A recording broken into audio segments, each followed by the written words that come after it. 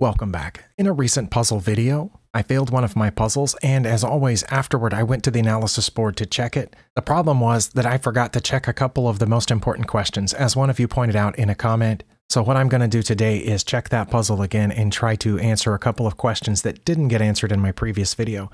This is the puzzle. I made the correct first move, which was to get the king out of check to h7. Obviously, white has just checked me with their queen. There are multiple ways to get out of check, and during the puzzle, I selected the correct one, h7, because they don't have another safe follow-up check. And to be honest, I don't remember exactly what white played on the next move. You know what? I do remember what white played on the next move. I think it was taking this b-pawn to get a promotion. So let's see if that's what happens. I go to h7. They took that b-pawn. Okay, now I correctly deduced here during the puzzle that what I first had to do was take this knight, and I knew they would take back with the rook, and I would get the rook with my queen. Because if they didn't take back with the rook, if they just got out of check, I would have mate over here on h1. So I got that part right too. And when the king got out of check, I was surprised that there was another move in the puzzle. And I spent a lot of time here and I got it wrong. What I eventually decided to do was to protect my c-pawn by moving my queen here to a5, because I thought, I've got to stop this pawn from promoting. Obviously, they're not going to promote now because my rook is guarding the promotion square, but they can take this c-pawn for free, and then they're going to be guarding the promotion square. So that's why I eventually decided to play queen to a5, but that turned out to be wrong. The winning move turned out to be playing e3. And afterwards in the analysis, Stockfish said their best move was to take with either the pawn or the queen. And if I'm not mistaken, I think they took with the queen and I took back with the rook, and then that was the end of the puzzle. So, but what I have, the questions that I have is what is so losing about this, playing queen to a5? And the second question is, once I play this, why do they have to take it at that point? Why can't they take this pawn to protect their promotion square? Okay, but I'm going to go ahead and play it out so I can get to the analysis board. I'm pretty sure e3 was the correct move here, and they took with the queen. Even though later in the analysis, Stockfish said their best move was to take with the pawn. And my best move here is to take with the rook.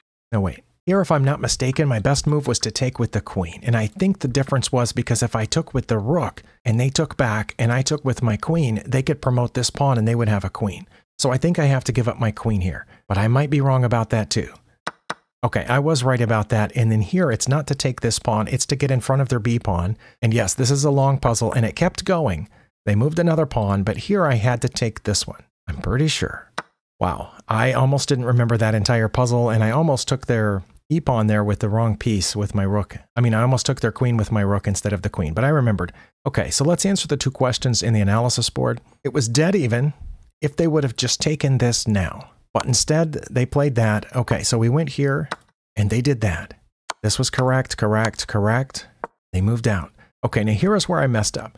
Stockfish says I have a -2 if I play this pawn forward, but it's drawn if I make that move or this move. Those are my second and third best moves, respectively. But I want to know what can they do once I play this, and it's protecting this pawn. They have two different moves that maintain drawing here. One is queen to f4, which I'm not sure exactly what that does. It's not threatening my e-pawn because it's protected by the rook. I guess it's threatening my f-pawn if they play queen to f4. It says if they did that, then I would slide in here to b6, and then they would drop down one and check, and I would block with my queen. Okay, their other move that maintains drawing is to play c5 now, in which case I would take their b-pawn, but then I wouldn't be guarding my c-pawn anymore, which is the whole reason I moved my queen over here, and then they would take it. I guess the problem is once they play this, I'm not going to be able to stay here defending that pawn, because they're going to be able to move this pawn forward protected by the other one and be able to take that with either the queen or the pawn.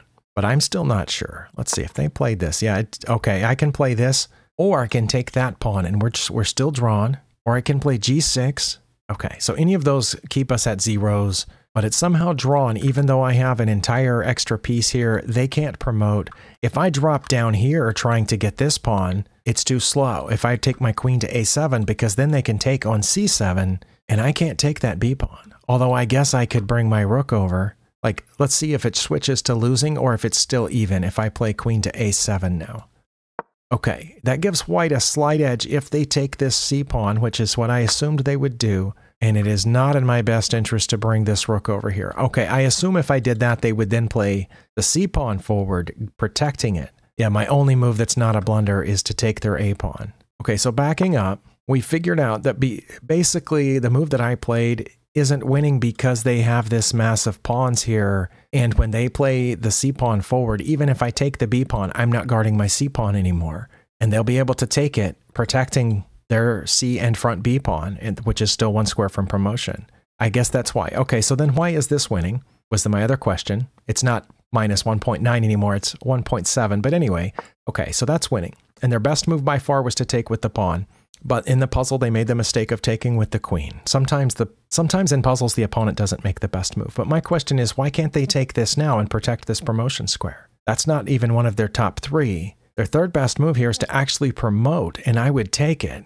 Okay, but why can't they take the C pawn? What do I do if they take the C pawn? Okay, suddenly I have a mating sequence if I take here. Okay, their best move is to either take this pawn or to come back to F4. And in either one of those cases, I would check on G1.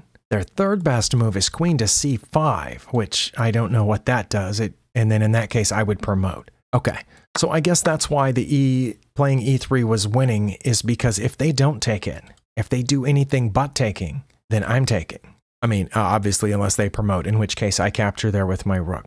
But if they do the thing that I thought, then I take here, and now the pawn's out of the way, and my queen and rook would see each other. This pawn's 1 square from promotion, plus it's protecting the G1 square where I can go over to check. Okay, those were a few questions that I didn't answer in my analysis in the previous puzzle video. I just wanted to revisit this. I noticed when I was editing that video that I didn't actually address my major questions, and then one of you noticed it and said it in the comments. So thank you, Anderson Connors, for commenting about that. Hopefully this answered it. I think it answers it for me.